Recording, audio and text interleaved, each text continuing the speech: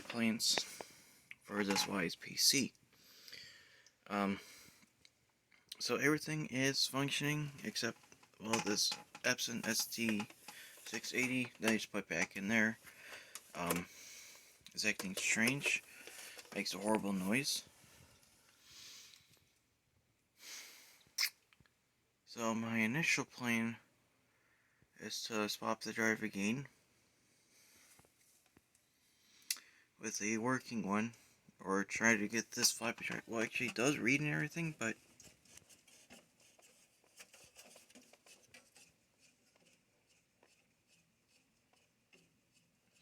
I don't know if you can hear that or not, but there's a slight knocking noise on this track motor. It's like it feels like it's hitting something. It was like that when I got it, especially when the Western Digital MFM floppy drive controller gave way. So I have to clean it off a bit, but like I said, I do have a couple of spares I can put in here anyways. They work. My other plan, well, for this computer, so I'm going to put in the Sony 1.44 megabyte floppy drive in there. I already got the power cable all situated. I had to cut off the other ends that were needed, because it was just basically like a Molex extender plus the floppy power connector. I was going to make sure that the wires ain't touching themselves. I'll wrap some more tape around it, so that way nothing shorts itself.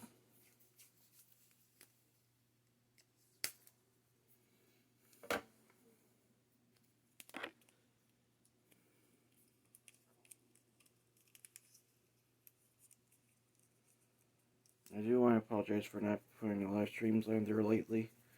Been busy with work. It's been crazy at the office. Well, my home office. Oh yeah, my other future plan for this computer. So currently, okay, so there are three 5.25 inch bays for this computer. This one that houses the 1.2 megabyte floppy drive, which I'm going to be moving to the center of it. I'll be using this as drive A. Then we drive B, and then I have three different hard drives that I'll be putting. Well, yeah, three different hard drives I'll be putting in this computer. One of which is this Western Digital 4.3 gigabyte hard drive. I've had this hard drive for, I'd say, 2 years now. It works, but it has a slight clicking noise, so I gotta go take the data off of this drive somehow soon, so that way, in case the hard drive goes out, at least I have the data. And I have two other ones here. Well, actually, I got three of them, but the second one, this one right here, is going onto another project build, or as a backup drive for another computer that LK Matrix got me, and I still have to. I'm going to be working on that computer this weekend. Since, like I said, it's been busy with work, and I've had a few things here and there just been coming up lately. Especially right now with all this going around, the gas shortage of 2021. Not blaming the. I'm not discussing politics. I hate to discuss politics, but it's not the president's fault for it. It was because this Mother Russia decided to break into the system. So, there are openings right here on this bay cover. So what I did was I wrapped electrical tape around this fan, this cooling fan that I took off socket 3 heatsink.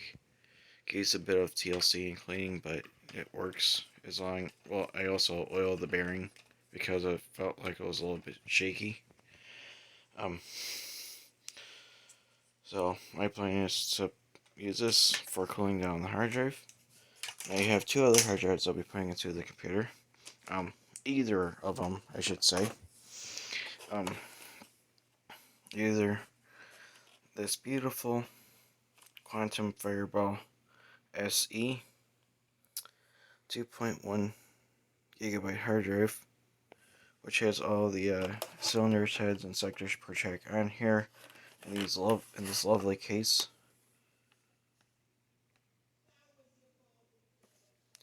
I have a Quantum 3.2 gigabyte that still actually it does work, but when I try to format it makes a horrible noise. So I gotta go figure out how to fix it. See what this was. Yeah. And then this beautiful new old stack 4.3 gigabyte Seagate drive. If wondering if you guys are going to be asking how the heck am I going to install the hard drive on this computer? Well, the multi-IO card that I put in here in place of the Western Digital floppy MFM controller, including the IO, like the serial and parallel card. The one I put in here is the Promise eIDE Pro, which not only does it have the primary and secondary IDE, floppy, serial, parallel, and game ports, but headers, including integrated ones like the serial and parallel. It also has a BIOS RAM on it that will allow me to install logical block addressing drives such as this that's past the 528 megabyte limit onto the computer. So that's the reason why I'm going to be using this as drive A, so that way I can make a boot diskette of 6.22. Put all the files on there, like I'm trying to think here, the floppy drive. My gosh.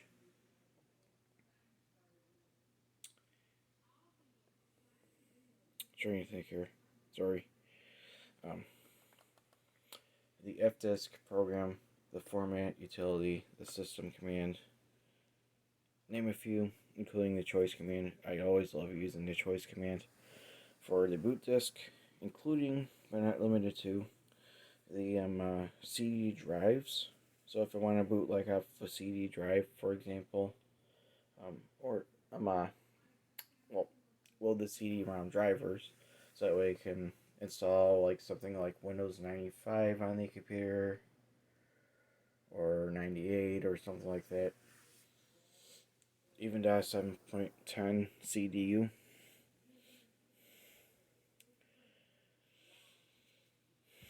And my other plan is I need to test the 386 configuration I have here to make sure that Wolfenstein 3D loads on the compact flash card, and if it doesn't work, at least I have the 4.3 gigabyte hard drive, which is right here.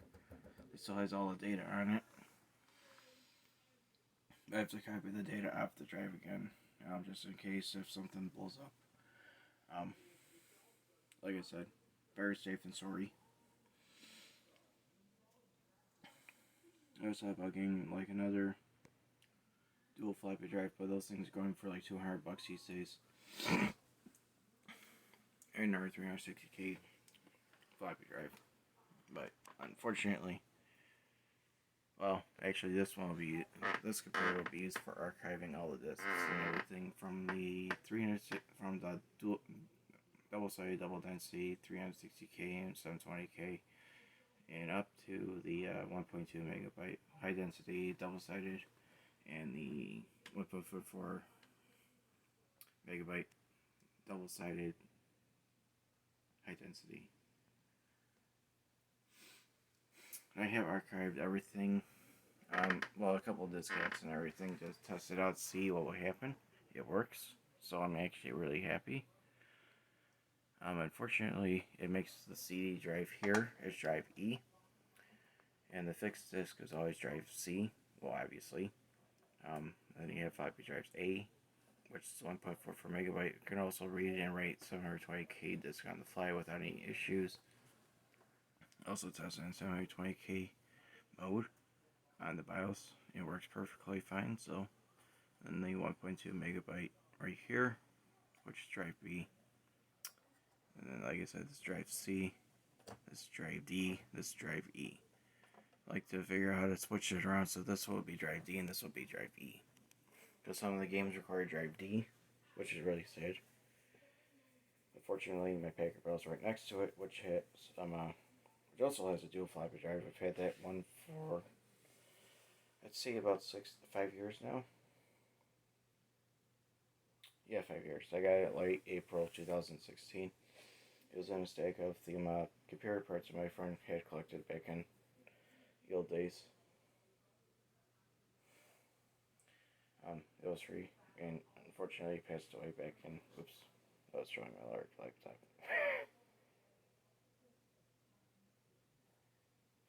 In any event,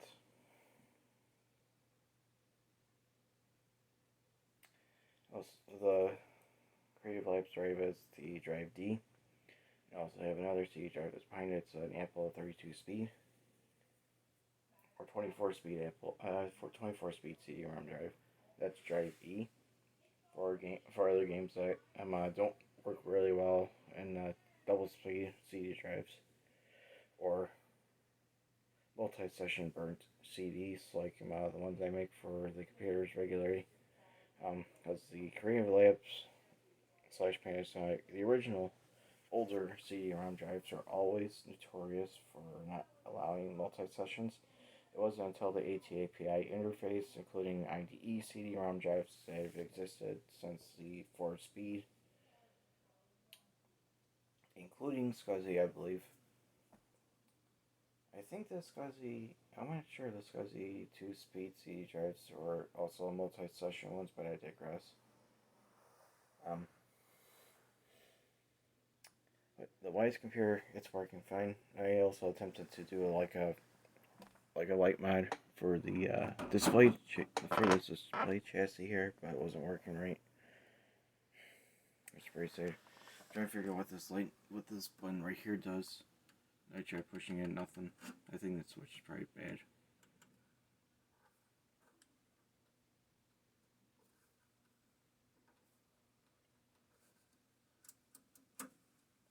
Okay, so this is the power. That button, I have no idea what the heck that does. This is the graph button. I believe it shows like pressure utilization or something like that along those lines. It also has like a little indicator right here when the floppy drive is being accessed, like drive A for example, it'll show A. It shows the time and date. So you push this for the date and then you push it again for the time. It's pretty cool that it has a little clock up front so you know what time it is. And then the famous reset button. Also have the famous link keyboard. Right here. Fixed it myself. Took it apart, cleaned it out. Also fixed the inner key. And I thought the side posts right here were bad. Turned out the contacts were a little bit dirty. So I sprayed some 99.9% ISO on there. Pressed it a few times to get rid of any gunk that was in it. And it works for now. But I have some Deoxit D5 on the way, so I'll be using that for the keyboard.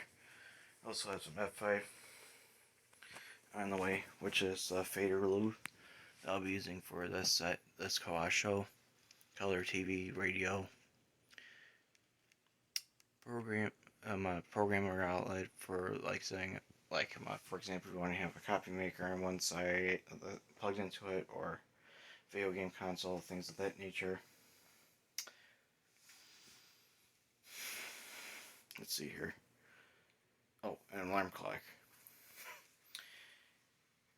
Because the potentiometers on there are bad, and the sliders a little bit on the picky side.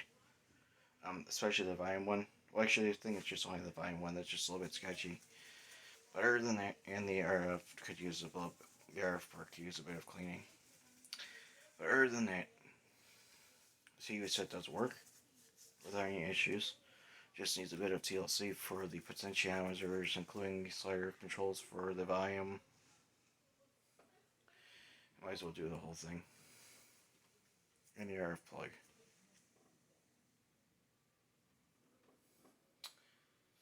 So pretty soon. I'll be doing another stream. I'd say on Saturday, as soon as I get off work, with this Wyse computer. It's probably gonna be a short one too because it's hot as hell in this house, and it's super hot as hell outside. I was driving my car today to Taco Bell to get some food. Damn it, I knew I had some food from Taco Bell in the fridge. What have I done?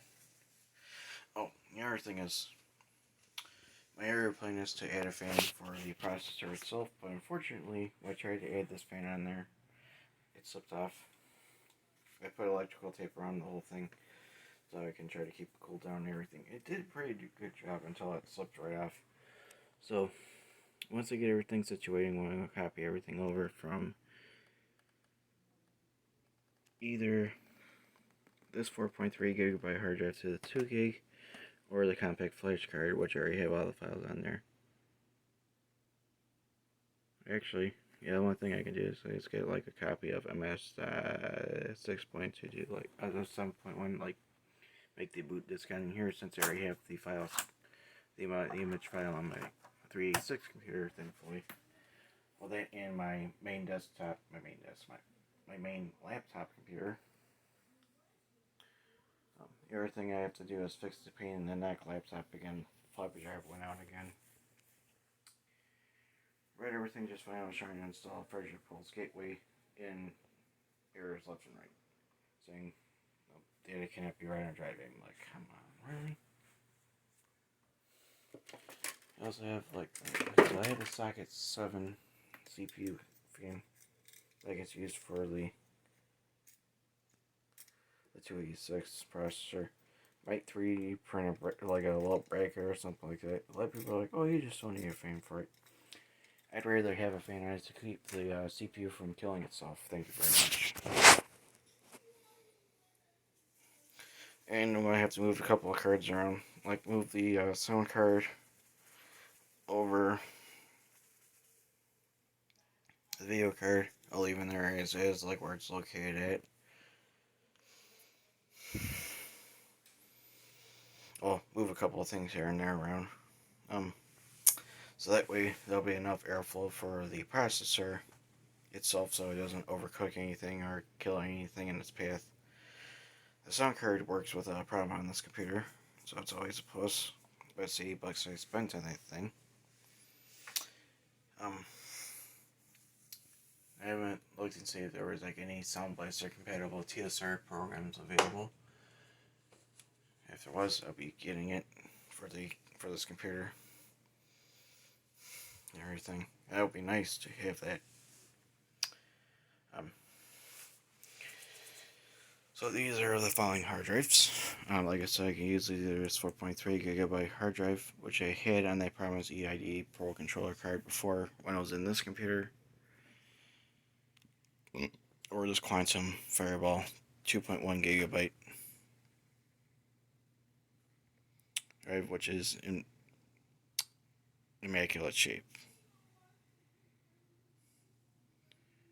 You don't see any scoring on here or anything. This drive is perfect.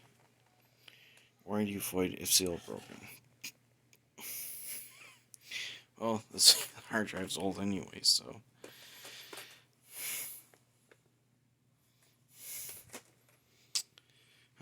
Like I said, well, actually, I think putting this drive in there probably suffice anyways, because this hard drive is making a horrible noise. But it still runs. I should probably back up the data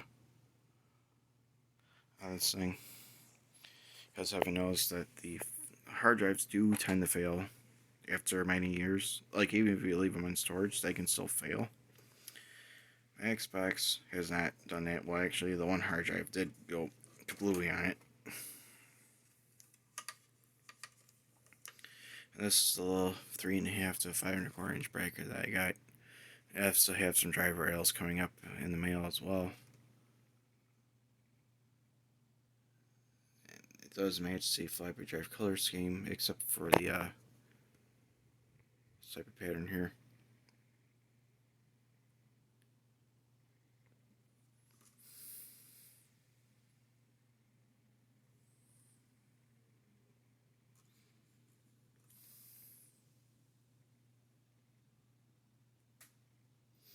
I know, putting a 2004 floppy drive in a 1980s computer is not going to be the best thing in the whole world, but well.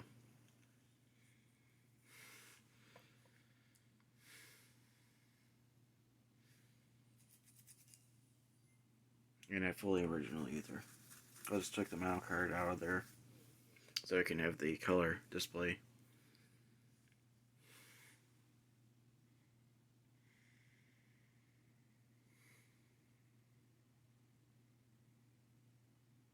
But in any event, everything's coming along just fine for this Wyse computer.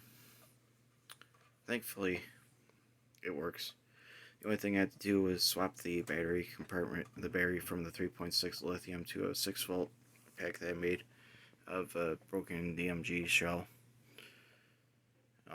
And once I get the new DMG shell in the mail, I'm going to be using that for the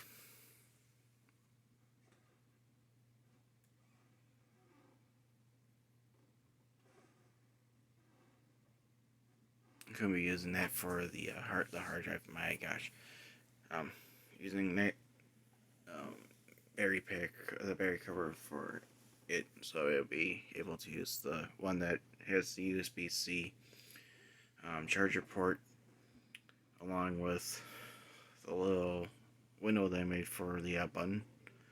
Well, not for the button, but well, yeah, for the button for the Bluetooth transceiver. It's gonna be that one that's gonna be rebuilt because of the issues I was facing with the case. Screws kept not staying in place. It's gonna be entirely different. Now this one, on the other hand, might get a new case for it too. It did need to work, especially I made this little notch right here to put this in here. This is the jumper block that I put in here for the to enable the speaker with the jumper pack, with the jumper in place or closed. And when it's open, it'll only allow either the Bluetooth transceiver or the headphones.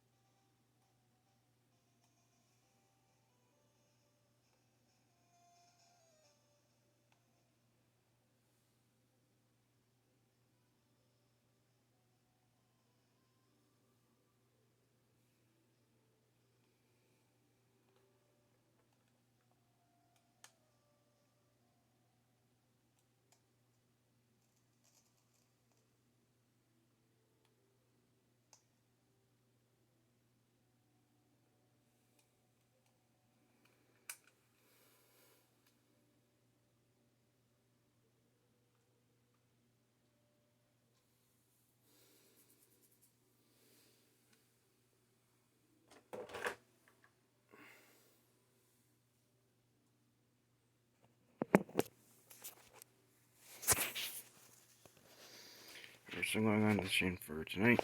Thank you very much for watching.